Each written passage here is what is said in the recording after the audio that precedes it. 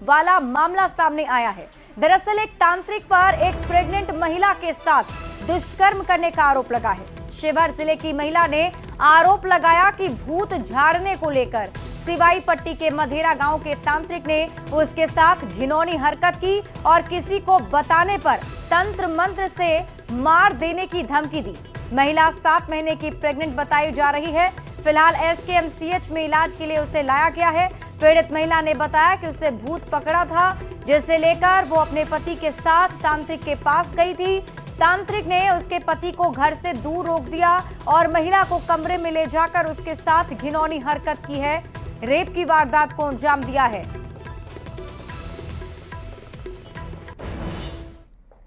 राजधानी पटना में अपराधियों का दुस्साहस अब 7वें आसमान पर है। पटना में लगातार बदमाश पुलिसकर्मियों पर हमला कर रहे हैं और आज एक बार फिर से पुलिसकर्मियों को कुचलने की कोशिश की गई। पुलिस वालों ने भागकर अपनी जान बचाई है। बता दें, पिछले 1 महीने में 3 ऐसी घटनाएं सामने आ चुकी हैं जब बदमाश पुलिसकर्मियों पर हावी होते नजर आ रहे हैं। इस खबर पर और अधिक जानकारी दे रहे हैं न्यूज 18 संवाददाता संजय कुमार। बिहार में क्राइम कंट्रोल के मकसद से स्पॉट पर पहुंचने वाले पुलिसकर्मियों पर लगातार हमले के मामले सामने आ रहे थे और पुलिस मुख्यालय के निर्देश पर बिहार पुलिस इन घटनाओं को रोकने के लिए लगातार एक्शन ले रही थी। एक बार फिर से एक दूसरी घटना सामने आ रही है और वो है पुलिसकर्मियों को कुचलने का मामला। एक बोर्ड लगा हुआ है पुलिस मुख्यालय के सामने, इसमें साफ तौर पर लोगों से अपील की गई है कि वो कृपया वाहन धीरे चलाएं। लेकिन इसके बावजूद जो घटनाएं सामने आ रही हैं वह कई सवाल खड़े करती हैं। राजधानी पटना की ही अगर बात कर लें तो पिछले 1 महीने में पुलिसकर्मियों को कुचलने के 3 बड़े मामले सामने आए हैं। एक मामला सामने आया है अटल पथ पर, जब स्कॉर्पियो सवार ने डायल 112 की पुलिस टीम को वाहन चेकिंग के दौरान कुचलने की कोशिश की और इस दौरान नालंदा की एक महिला कांस्टेबल की मौत हो गई। 2 अन्य पुलिसकर्मी घायल हो गए जिन्हें एडमिट कराया गया इलाज के लिए हॉस्पिटल में। बाद में वो किसी तरीके से रिकवर किए और फिर वो अभी फिलहाल आराम कर रहे हैं। एक दूसरी घटना चितकोहरा पुल के पास हुई, जब ट्रैफिक पुलिस के जवानों को एक थार चालक ने वाहन चेकिंग के दौरान कुचलने की कोशिश की और ट्रैफिक पुलिस के जो जवान थे वो बाल बाल बचे। एक तीसरी घटना सामने आई है गांधी मैदान थाना क्षेत्र के सीडीए बिल्डिंग के पास, जब लॉ एंड ऑर्डर मेंटेन करने के मकसद से पटना पुलिस वाहन चेकिंग के अभियान पर थी और इसी दौरान एक कार चालक ने पुलिसकर्मियों को कुचलने की कोशिश की। पुलिसकर्मी किसी तरीके से जान बचाकर भागे और खुद को बचा पाए। तो लगातार इस तरीके से वाहन चालक दुस्साहस का परिचय दे रहे हैं। दरभंगा में भी एक ईएसआई यानी इन्फोर्समेंट सब इंस्पेक्टर को जब वो जिला परिवहन विभाग की गाड़ी पर सवार थे तो एक वाहन ने टक्कर मार दी जिनसे उनकी मौत हो गई और 2 अन्य कर्मी घायल हो गए। तो लगातार इस तरीके से जो वाहन चालक हैं वो कानून को ताक पर रख के वाहनों का परिचालन कर रहे हैं, जिससे पुलिसकर्मियों की जान सांसत में फंसी हुई दिख रही है। और अब देखना होगा पुलिस कैसे इन घटनाओं से निपटती है। संजय कुमार, न्यूज 18 पटना। बड़ी खबर आपको दरभंगा से बताते हैं, जहां रविवार की देर शाम 2 समुदाय के बीच झड़प के बाद पुलिस ने मोर्चा संभाल रखा है और गांव में पूरी तरह से शांति का माहौल है। हालांकि पुलिस अब भी गांव में तैनात है। पुलिस ने इस मामले में अब तक 41 लोगों को गिरफ्तार किया है। दरअसल बेनीपुर अनुमंडल के पोहद्दी गांव में बच्चों के विवाद में 2 पक्षों के बीच पथराव की घटना हुई थी, जिसके बाद हालात तनावपूर्ण हो गए थे। इलाके में अब भी घर की छत से लेकर सड़क तक रोड़ेबाजी के निशान दिख रहे हैं। पुलिस ने मुस्लिम पक्ष से 23 और हिंदू पक्ष से 18 लोगों को गिरफ्तार किया है। बाल बच्चा सब पढ़े लिखे वाला सब से छलखिन, हुनका सुतल ओ द्वार पर गेलखिन, मतलब सीधे ओकरा गट्टा पकड़ के उठा के चल जाते रहलखिन। हमरो मालूम नहीं भेल, खुद से हमरा लड़का के पकड़ के लग गेलखिन। गाँव वाले हम जितने भी बुजुर्ग लोग हैं सब एक साथ है। अब आइंदा इस तरह का नहीं होगा, ऐसा हम लोग उम्मीद करते हैं, पहल भी कर रहे हैं। रही बात जो घटना था, गाँव में कलंक लगना था, जो पहला बार बच्चे में बच्चा जा रहा था, वो वाली करते हुए, हम लोग का त्यौहार है मुस्लिम पक्ष का, उसी में शायद उधर आजाद चौक है, वहीं पे कुछ मारपीट हुआ या क्या हुआ, बच्चा रोता हुआ आया। इसी पे इस पक्ष मुस्लिम पक्ष के लोग भी थोड़ा आक्रोशित हुए, जाने लगे इधर, उसी पे रोड़ा वोड़ा चलने लगे। उसको दोनों बच्चा को समझा बुझा करके आगे से हम लोग जो है लाइफ टाइम जैसे रह रहे थे पहले से आगे भी रहेंगे और त्योहार जो हंसी खुशी से मनाएंगे। किसी तरह का कोई दिक्कत नहीं है, अब सब एकदम भाईचारा के साथ रह रहे हैं। बच्चों की जनरली ये सब शुरू हुआ था, पत्थरबाजी का सूचना मिला। उसके बाद मतलब पुलिस पदाधिकारी महोदय और जो है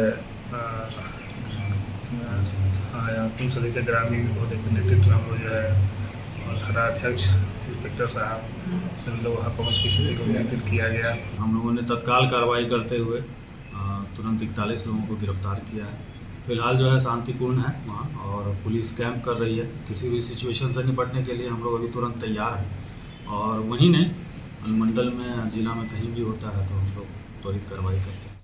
हम अभी पोहद्दी गांव में हैं और पोहद्दी गांव में रविवार देर रात जमकर पत्थरबाजी और हंगामा हुआ था दो समुदाय के बीच में, जिसके बाद माहौल तनावपूर्ण बना हुआ है।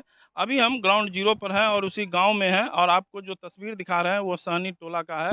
और सहनी टोला का जो अभी स्थिति है, जब यहाँ गिरफ्तारी की गई उसके बाद से सारे पुरुष यहाँ से जैसे घर छोड़कर फरार हैं। वहीं पुलिस की मौजूदगी भी है, अभी गांव में पुलिस की मौजूदगी की गई है जिससे आगे तनाव की स्थिति ना बने। हम आपको तस्वीर दिखाना चाहेंगे आगे की, जहां पे आप खुद देखकर ये अंदाज़ा लगा सकते हैं कि किस तरह घंटों यहां पर जो है पत्थरबाजी की गई होगी। दोनों समुदाय के तरफ से जमकर पत्थर चली है और पत्थरों के निशान काफ़ी जो है छत पर हैं। और ये सड़क है जो मेन सड़क है, जो कुछ देर के लिए यहाँ पर जो है दोनों तरफ से पत्थरबाजी हो रही थी।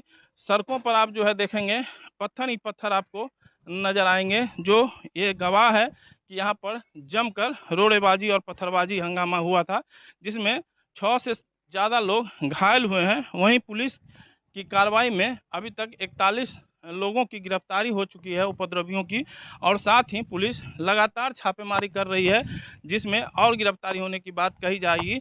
लेकिन अभी जो गांव में स्थिति पूरी तरह से जो कहें तनावपूर्ण है, लोग डरे हुए हैं, सहमे हुए हैं और जो लोग नहीं हैं गांव छोड़कर फरार हैं। ऐसे में पुलिस की मौजूदगी है और पुलिस की मौजूदगी में अभी पूरी तरह से गाँव में शांति है। विपिन कुमार, न्यूज़ 18 दरभंगा। खबर आपको दरभंगा से बताते हैं, जहां वाहन चेकिंग के दौरान एक अज्ञात वाहन ने जिला परिवहन पदाधिकारी की गाड़ी को टक्कर मार दी, जिससे गाड़ी अनियंत्रित होकर 15 फीट गहरी खाई में जा गिरी। इस दर्दनाक हादसे में डीटीओ कार्यालय के कर्मी की मौके पर ही मौत हो गई है, वहीं 2 लोग घायल हो गए हैं। घटना के तुरंत बाद स्थानीय लोगों और पुलिस ने राहत और बचाव काम शुरू किया। टक्कर इतना जबरदस्त था कि गाड़ी के परखच्चे उड़ गए। फिलहाल पुलिस मामले की जांच कर रही है और अज्ञात वाहन की तलाश जारी है जिसने इस दुर्घटना को अंजाम दिया। ये घटना वाहन चेकिंग के दौरान सुरक्षा प्रोटोकॉल और रात के समय सड़क सुरक्षा पर गंभीर सवाल खड़े करती है। यहाँ पर एक ही बार आवाज हुआ फटाक से, जब हम लोग रोड दिशा के तो गाड़ी गुरकते हुए आगे एकदम धुआं देते हुए निकल रहा था। किनका गाड़ी था? अब किनका गाड़ी था, जब तक हम लोग बाहर आए तो ड्राइवर आगे जाके गिरा हुआ था और वो बोल नहीं रहा था, अपने उठ के इधर उधर। सूचना मिली कि मब्बी एसओच के द्वारा सूचना दी गई कि परिवहन विभाग के कोई हैं जो जिनका एक्सीडेंट हो गया है, जिसमें एक का डेथ हो गया है और 2 गंभीर रूप से घायल हैं, जिनको DMCH मेरे द्वारा पहुंचाया जा चुका है। तेलंगाना में दवा फैक्ट्री में हुए विस्फोट के बाद बिहार के लोगों की हुई मौत पर बिहार सरकार काफी गंभीर है। श्रम मंत्री संतोष सिंह ने जानकारी देते हुए बताया है कि सीएम नीतीश कुमार के निर्देश पर एक कमेटी बना दी गई है जो तेलंगाना जाकर पूरी घटना की जांच कर इसकी रिपोर्ट बिहार सरकार को सौंपेगी और जांच में कोई दोषी पाया जाएगा तो उस पर कानूनी कार्रवाई के लिए संबंधित लोगों से आग्रह भी किया जाएगा। वहीं संतोष सिंह ने कहा कि मृतकों के परिजनों को 4-4 लाख रुपए दिए जाएंगे। कल सुबह मृतक के शव को पटना लाया जाएगा और श्रम मंत्री से बातचीत की है न्यूज़ 18 संवाददाता आनंद अमृतराज ने। अब बिल्कुल तेलंगाना में सिंगारेड्डी जिले के पासा मेलाराम औद्योगिक क्षेत्र है, केमिकल की फैक्ट्री है, उसके रिएक्टर में विस्फोट हुआ है। विस्फोट में अभी तक का जो लेटेस्ट जानकारी है उसमें 2 बिहार के श्रमिक मरे हैं और 30 उसमें घायल हैं। माननीय मुख्यमंत्री जी ने आदेश किया है कि एक कमेटी बनाओ और कमेटी बना के जाके वहाँ तेलंगाना में जांच करेगी और जांच में अगर कोई दोषी हो या जो भी दोषी होगा, जो भी उसमें लापरवाही होगा, वो सारा रिपोर्ट आके और उस पर हम लोग कानूनी तौर पे जिससे भी बात करनी होगी, या भारत सरकार से बात करनी होगी या तेलंगाना की सरकार से बात करनी होगी, माननीय मुख्यमंत्री जी ने कहा है कि उस पर बात करेंगे और उस पर कड़ी से कड़ी कार्रवाई करने का हम लोग प्रयास करेंगे। जुलाई की शुरुआत होते ही शिक्षकों के ट्रांसफर पोस्टिंग को लेकर शिक्षा विभाग एक्शन में है। एसीएस एस सिद्धार्थ ने पुरुषों के म्यूचुअल ट्रांसफर पोस्टिंग की बाध्यता खत्म कर दी है और अब ये विकल्प के तौर पर होगा। न्यूज 18 से एक्सक्लूसिव बातचीत में एस सिद्धार्थ ने कई बारीकी से ट्रांसफर पॉलिसी को बताया है और कहा है कि दूरी के आधार पर 10,000 से अधिक अंतर जिला महिलाओं का ट्रांसफर कर दिया गया है, जिसकी सूची आज ई शिक्षा कोर्स पर महिला टीचर्स देख सकेंगी। वहीं हेड टीचर के जिला आवंटन की भी सूची नए सिरे से आज जारी होगी और लक्ष्य है कि एक सप्ताह के भीतर एचएम और हेड टीचर की भी पोस्टिंग शिक्षा विभाग कर दे। एसीएस एस सिद्धार्थ से बात की है न्यूज 18 संवाददाता रजनीश कुमार। बिहार के शिक्षकों के लिए जून का महीना तो खास रहा, अब जुलाई भी खास होने वाला है, जिसको लेकर आज 1 तारीख को ही पत्र निकलना शुरू हो गया है। ऐसे में सीधी बातचीत करेंगे, हमारे साथ शिक्षा विभाग के एसीएस डॉक्टर एस सिद्धार्थ हैं। क्या लग रहा है, जून में बहुत कुछ दिखा, बहुत इंतजार हुआ, जुलाई में आज 1 तारीख है और आज पत्र निकलना शुरू हो चुका है। देखिए, जून महीने में हम लोगों ने कहा था कि हम लोग जो ट्रांसफर ऑर्डर्स हैं वो निकालेंगे। हम लोगों ने ऑलरेडी जो 1 से 6 कैटेगरी समस्याग्रस्त जो हमारे शिक्षक हैं वो हम लोगों ने कंप्लीट कर दिया है और इसमें करीब 95% लोगों ने ज्वाइन भी कर लिया है। कुछ 5% हैं जिनको विशेष कुछ समस्याएं होंगी और साथ ही साथ जो महिलाएं हैं दूरी वाली, उनका भी हम लोगों ने ऑलरेडी जो भी ट्रांसफर ऑर्डर्स हैं, हम लोगों ने ट्रांसफर ऑर्डर्स उनके जो ई शिक्षा कोर्स के जो मेल बॉक्स हैं उसमें हम लोगों ने ट्रांसफर कर दिया। केवल पटना का जो इनकमिंग है वो अभी हम लोगों ने किया नहीं है क्योंकि पटना में वैकेंसी नहीं है, इस कारण से हम लोगों ने नहीं किया। बट बाकी सब जो जिले जहाँ पे हमारे लेडी टीचर्स चाह रही थी वो हम लोगों ने कर दिया है। कल आपने एक आंकड़ा भी जारी किया है जिसमें अब तक कितने लोगों का ट्रांसफर हुआ, कितने लोगों ने ज्वाइन किया और कितने लोगों ने ज्वाइन नहीं किया, वो आंकड़ा तो आ गया है। अब सबसे बड़ा सवाल ये है कि जिनका ट्रांसफर हो चुका है, क्या उन्हें अब फिर से अब जो 10 ऑप्शन थे उसमें ऑप्शन मिलेगा? क्योंकि आपने एक पोर्टल भी खोल दिया है कि अब इसके जरिए जो है लोग शिकायत कर सकेंगे। दूसरा, जो 10,000 से अधिक महिलाओं का जो अंतर जिला ट्रांसफर होना था उसकी सूची का इंतजार है। देखिए, वो भी ऑलरेडी सभी के इनबॉक्स में है जी। हम पब्लिकली उसको पब्लिश नहीं किए हैं, बट उसमें भी करीब 10,000 में 6,000 का तो हम लोगों ने जिला आवंटन कर दिया है और 4,000 का स्कूल आवंटन कर दिया है। तो 6,000 जो हम लोगों ने जिला आवंटन किया है उसकी स्कूल भी आवंटन इसी सप्ताह में, क्योंकि नए डीओस जा रहे हैं जी जी। और जो स्कूल आवंटन है वो डीओ जिला स्तर पर होता है जी। तो अभी जब ज्वाइन करेंगे तो इसी सप्ताह वो भी हो जाएगा। तो सभी के इनबॉक्सेस में है, हम लोग कोई प्रचार प्रसार पूरी सूची कहीं पब्लिश नहीं की है। लोग सोच रहे होंगे कोई सूची होगी, बट सभी के इनबॉक्सेस में वो सूची है। तो अभी यह है कि जो लोग ज्वाइन कर लिए हैं जी, ये मेरा अनुमान है कि उनको कोई विशेष समस्या नहीं होगी, लेकिन जो हमारे ट्रांसफर ऑर्डर से नहीं जो ज्वाइन किए हैं उनके लिए हम लोगों ने ग्रीवांस पोर्टल ऑलरेडी खोला हुआ है जिसमें वो अपना ग्रीवांस दर्ज सकते थे, जो भी समस्या हो। और इसका समाधान इस बार हम लोगों ने आपने देखा होगा कि आरडीडी भी हम इस बार पोस्ट किए हैं, रीजनल लेवल पे आरडीडी हैं और साथ ही साथ डीओज भी नए सभी हम लोग रेगुलर डीओज पोस्ट कर दिए हैं। तो ये सभी लोग उसका समीक्षा करेंगे, इंडिविजुअल समीक्षा करेंगे और फिर जिला स्थापना जो समिति है वहाँ पर इसको रखकर इसका निराकरण कराएंगे। बिहार में लोगों को डर लगता है कमेटी के नाम से, क्योंकि कमेटी बनने के बाद बहुत कुछ जो है मतलब ठंडे बस्ते में पड़ जाता है। फिर इसमें जिला स्थापना समिति की बात कही गई है, तो इसमें विलंब तो नहीं होगा? देखिए, मैं इसीलिए कहा, अगर मैं आपको कह देता कि कागज में आप ले लीजिए आवेदन पत्र, तो कागज में लेने के बाद उसको कंप्लेंट पर कोई कार्रवाई कर रहा है नहीं कर रहा है इसका तो कोई मॉनिटरिंग भी नहीं होगा, क्योंकि वो ऑनलाइन होगा और केवल ऑनलाइन लेगा, कोई ऑफलाइन लेगा भी नहीं जी। तो ऑनलाइन लेगा तो पता चल जाएगा कि कितने आवेदन पत्र प्राप्त हुए हैं, किसका क्या निष्पादन किया। और हम लोग भी, कोई भी आदमी, आपको याद होगा कुछ दिन पहले मैंने हर जिले के लिए एक प्रभारी पदाधिकारी भी नियुक्त किया है। उनका काम है कि ये देखना कि कितने प्रकार के आवेदन पत्र हैं, किस प्रकार का आवेदन पत्र है और उसका क्या निष्पादन जिला स्तर पर हुआ। और आरडीडी का भी अपने क्षेत्र में होना है, इसलिए डबल लेवल ऑफ मॉनिटरिंग है कि कोई भी किसी को भी कोई समस्या हो सकती है, कोई टीचर को समस्या हो सकती है जी, तो उसका समीक्षा करके उसका समय पर निष्पादन करना है। मतलब जो किडनी रोग वाले होंगे, कैंसर वाले होंगे, दिव्यांग होंगे, विडो होंगे, वो स्कूल ज्वाइन कर भी लिए होंगे तो क्या वो आवेदन अपना कर सकते हैं। देखिए, हम कोई कट ऑफ बिल्कुल सैक्रोसाइंट नहीं है कि हाँ इसके बाद हम छुएंगे नहीं। और मतलब बीमारी, मैं नहीं चाहूंगा कि कोई बीमार हो, बट ये तो अनंत प्रक्रिया है। कभी कोई बीमार हो सकता है, कभी किसी के साथ कोई घटना घट सकती है। तो ये अभी एक जो पिछले 5 दिनों से जो उठा पटक वाली स्थिति हो गई, बहुत ट्रोलिंग भी शुरू हो गया आपको लेकर भी सोशल मीडिया माँ की जगह पर, फिर बीच में आप छुट्टी पर भी चले गए, फिर आते ही फायर मोड में आ गए।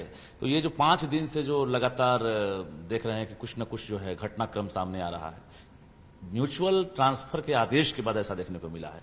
अब क्या बदलाव हुआ? जो पुरुष टीचर हैं अंतर जिला वाले, उनका तो ट्रांसफर अभी हुआ नहीं है, तो कहीं ना कहीं लगातार वो परेशान है। तो अब क्या बदलाव? देखिए, सोशल मीडिया से मैं दूर ही रहता हूं और मुझे सोशल मीडिया से कोई लेना देना नहीं। और सोशल मीडिया की जो खबरें हैं, मतलब मैं मानता हूं, मैं पर्सनली, आप लोग कुछ मानते होंगे कि 80% केवल सेंसेशन क्रिएट करने के लिए होता है और उसके लिए झूठ परोसा जाता है। तो मेरा अपना मानना है, आप लोग क्या उसको डील करते हैं। और जो रेगुलर मीडिया हैं, जैसे न्यूज़ 18 आपका चैनल है, जी है और अन्य जो चैनल्स हैं, ये स्टैंडर्ड जो स्थापित चैनल्स हैं वो ठीक है। और हमारा न्यूज़पेपर जो माध्यम है, और सोशल मीडिया पे मैं हमेशा कहा हूँ कि हमेशा शक की निगाह से देखिए। और सोशल मीडिया से इसलिए मैं कभी नहीं देखता हूँ, कभी बिल्कुल नहीं देखता। मैं सोशल मीडिया से प्रभावित नहीं होता और अपना काम कर रहा होता हूँ। और मैं इस बात को लेकर जूझ रहा था कि ये जो पजल है जिसकी बात आप कह रहे थे, इस पजल को कैसे सॉल्व किया जाए। हम तो चाहते हैं टीचर ट्रांसफर हो जाए, हम तो चाहते हैं कि टीचर चले जाएं, लेकिन टीचर आएंगे कैसे? इस पजल को सॉल्व करने के लिए मुझे बहुत प्रॉब्लम हुआ। आज भी देखिएगा, आप जो बताए हैं कि जो 6,000 टीचर जिनको सब्जेक्ट, मतलब जिनको स्कूल अलॉट नहीं हो, 10 में से 6,000 को मैं जिला अलॉट किया और उनको स्कूल अलॉट इसलिए नहीं कर पाया क्योंकि उनका जो पजल है वो अभी जिला शिक्षा पदाधिकारी ही सॉल्व करेंगे उसको। वो लेके बैठेगा लिस्ट लेके। तो ये पजल जो इतना बड़ा पजल है, 18 सब्जेक्ट का एक, वही इशू है इनकमिंग और आउटगोइंग। बिल्कुल, इनकमिंग आउटगोइंग का मेजर प्रॉब्लम है। एक्चुअल टाइम में करना है दोनों। हाँ, और दोनों को एक साथ करना है। अगर ये थोड़ा सा भी आगे पीछे हो गया तो स्कूल बंद हो जाएगा। तो हम इसी पर माथापच्ची कर रहे थे। और हमको कोई ट्रोलिंग वोलिंग, इससे तो हमको, ये अंग्रेजी तो इतनी मुझे आती भी नहीं है और मैं इतना ध्यान भी नहीं देता हूँ। और मैं सब टीचर से भी कहूँगा कि आप शिक्षा का विभाग का वेबसाइट पे ध्यान दीजिए और शिक्षा विभाग को जो भी पूछना है शिक्षा विभाग से पूछिए।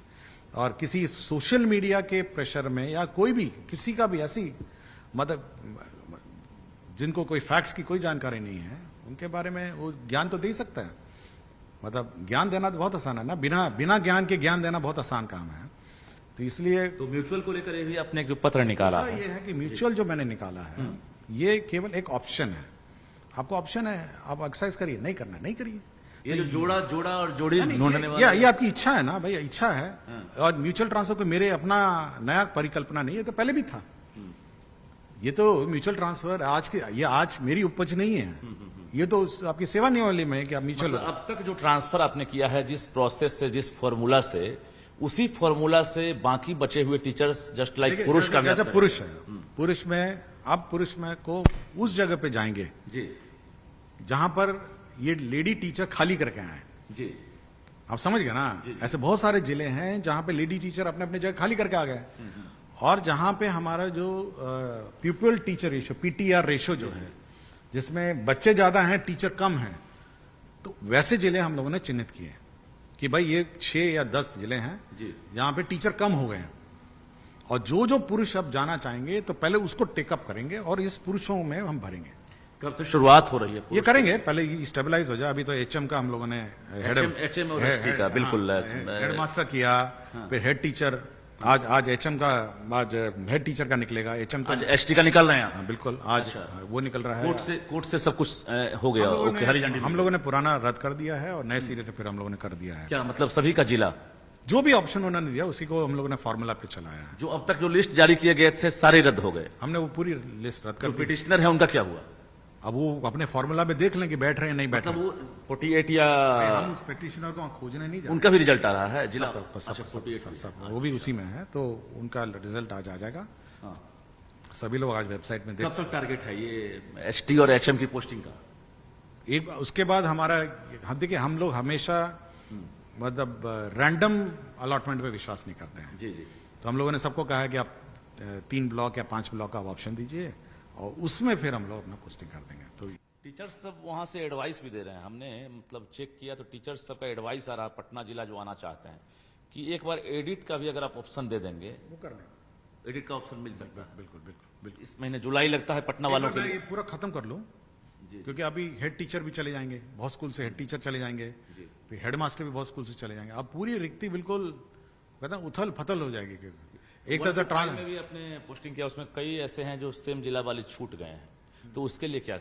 मैं आपको बताया ना कि आप जो ग्रीवांस पोर्टल आप दर्ज करिए, उसमें वो करेंगे, उसमें करेंगे। अच्छा, अब बाकी जो अंतर जिला वाले जो छूट जाएंगे या जो अभी केवल देखिए बल्क में जो बच गया है, बल्क में हम केवल पुरुष का लेंगे, जहाँ जो पुरुष कम, जहाँ पे टीचर कम है जिन जिलों में वो जाना चाहते हैं, तो वो पुरुष हम लोग पहले टेकअप करेंगे। अब चलिए, अब लास्ट सवाल, कब तक ये 1,90,000 आवेदन को एक तरह से समझिए कि फाइनलाइज करने का आपने टारगेट रखा है? देखिए किसी भी व्यवस्था में मतलब इसको पूरे व्यवस्था को बंद करके ठीक है हम डिस्पोज करेंगे। और ये अनंत, आप ही खुद ही कह रहे हैं कि आप फिर ऑप्शन खोलिए, तो ये ऑनगोइंग प्रोसीजर है। किसी को निराश ये नहीं करना है कि भाई अब आपके सारे के विकल्प हम बंद कर दिए हैं। जी जी। विकल्प हमेशा खुला रहेगा और टीचरों के सुझाव हमेशा वेलकमिंग हैं और समस्या समाधान करना हमारा काम है। मेरा बस इतना एक ही अनुरोध है कि शैक्षणिक कार्य में ध्यान दें और बच्चों को पढ़ाने में अधिक से अधिक ध्यान दें। बहुत बहुत धन्यवाद। तो हमारे साथ शिक्षा विभाग के एससीएस डॉक्टर एस सिद्धार्थ थे, जो एक तरह से हर सवाल का जवाब दे रहे थे और शिक्षकों को इन्होंने आश्वस्त किया है कि जो भी प्रयास है मैं करूंगा, क्योंकि अभी 1,90,000 आवेदन है और फेज वाइज ट्रांसफर किए जा रहे हैं, यानी शिकायतों का निपटारा हो, इसके लिए भी फोरम तैयार किए जा रहे हैं। और निश्चित रूप से आने वाला जो महीना होगा वो भी एक तरह से शिक्षकों के लिए होगा और जुलाई महीना जो है चुनौतियों से भरा हुआ होगा, लेकिन शिक्षकों को बहुत कुछ मिलेगा, इशारा में एससीएस सिद्धार्थ कह रहे हैं। कैमरामैन दीपक के साथ रजनीश कुमार, न्यूज 18 पटना। और देखिए, पटना के बड़े मॉल में अचानक एटीएस, बिहार एटीएस और पटना पुलिस के जाबाज जवान पहुंचे, आतंकियों को झुकने पर मजबूर कर दिया। हालांकि डरने की जरूरत नहीं है, क्योंकि ये कोई असली आतंकी हमला नहीं था, बल्कि मॉक ड्रिल था, जिसमें आतंकियों के संभावित अटैक को लेकर पटना पुलिस और सुरक्षा जवानों ने अपनी जाबाजी दिखाई है। दरअसल मॉल के अंदर मेन गेट से 6 की संख्या में अत्याधुनिक हथियारों से लैस और हाथ में हैंड ग्रेनेड लिए आतंकवादी घुस गए। मॉल के अंदर बारी बारी से आतंकियों ने लगभग 7-8 धमाके किए। जवाबी कार्रवाई में एटीएस ने खूब गोली चलाई। मॉक ड्रिल के दौरान एहतियातन एम्बुलेंस और फायर ब्रिगेड की गाड़ी भी अलर्ट मोड पर रखी गई थी। मौके पर हाइड्रोलिक मशीन भी रेस्क्यू के लिए बुलाई गई थी। और इसी के साथ इस बुलेटिन में अभी के लिए बस इतना ही। आप देखते रहिए न्यूज़ 18 बिहार झारखंड।